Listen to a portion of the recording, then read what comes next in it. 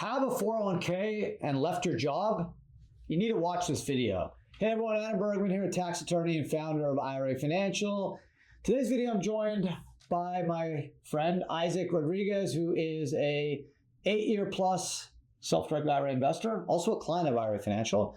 And on today's video, we're going to be discussing the most important thing, I think, is people don't realize that, hey, if you have a 401k, can you buy real estate in your 401k? So let me just kind of intro it, and then Isaac, I want you to share your experience on how you were able to use a 401k when you left your job to buy real estate through a self-directed IRA. So let me just kind of give everyone the facts. So in a 401k, the 401k rules are different than an IRA.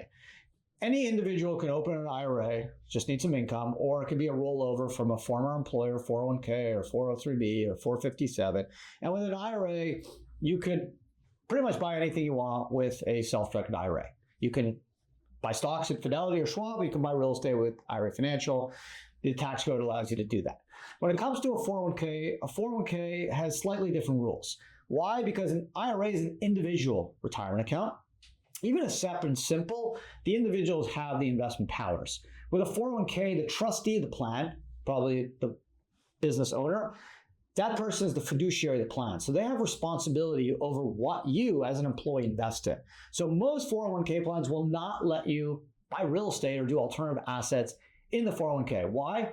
There's a fiduciary risk. It's safer for them to just allow you to buy stocks or mutual funds or ETFs that have been handpicked by a financial advisor. It's just much safer from a fiduciary standpoint. Now, if you work at IRA Financial, we'll let you do alternative assets because that's what we do. But 99% of the companies in America will not let you do alternative assets like real estate in a 401k. So how do you buy real estate in your 401k? So here it is.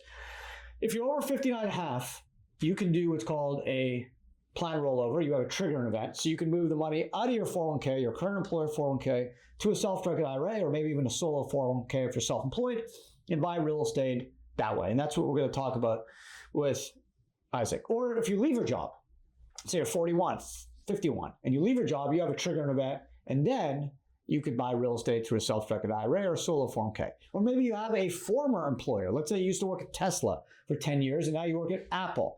You can take your Tesla 401k, since you don't work there anymore, move that to a self-directed IRA and buy real estate. So unfortunately, if you still work at your current employer, you're under 59 and a half years old, and that's all the retirement money you have is in that 401k for your current employer, you just can't buy real estate with it. It sucks. I know it's stupid. It doesn't make sense. But because of those fiduciary rules, it's what you got to deal with. But if you have a former employer 401k, or maybe you have other money, or you're over 59 and a half, or you leave your job, then you have what's called a trigger event. So Isaac, share with us, if you don't mind, how you were able to use your 457B, right? Yes. To buy IRA. Well, the triggering event was I left the company because I retired from the company. So you had a trigger event. And that's the triggering event. And I rolled it over to a regular traditional IRA. And then when I found out about this self-directed IRA plan and solo 401k plan where you can invest in How did you hear about this? Through a friend of mine that worked for IRA Financial group. And he kept telling me, like most people do, my response was no. He kept saying to me, Isaac, you got a self-direct, you have an IRA from a 457, you could buy real estate. You should be doing that. And I'm like, no. Right, because you're a real estate professional. No. Right, exactly. So I didn't believe it until I started researching it, and sure enough, he was right. And today, that's how we met. And today, I own several properties with my IRAs. My solo 401k right. You have both. owns property, real estate property. Right. So I think Isaac's a really good example because he was under 59 and a half. He left his job. And because of that plan trigger event, he was then able to take that money. He rolled it into a regular IRA with who was it with?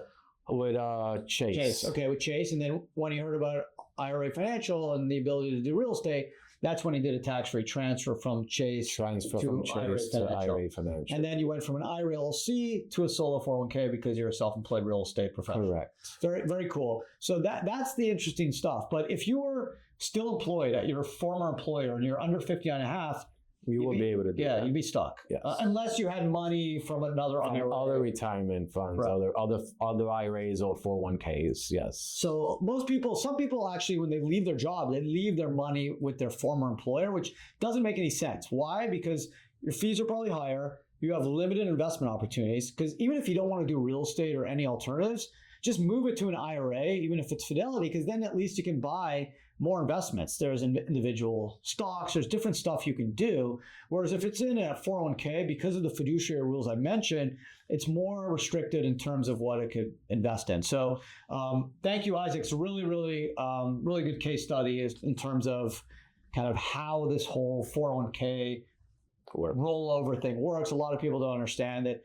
I get this even from the people that work at IRA Financial. They're like, I don't get it. Like, why I should be able to do real estate in my 401k. And I'm like, well, you could at IRA Financial, but if you worked at any other company in America, probably not. And I have to explain it's because these 401k fiduciary rules under ERISA, and it's really there for your protection.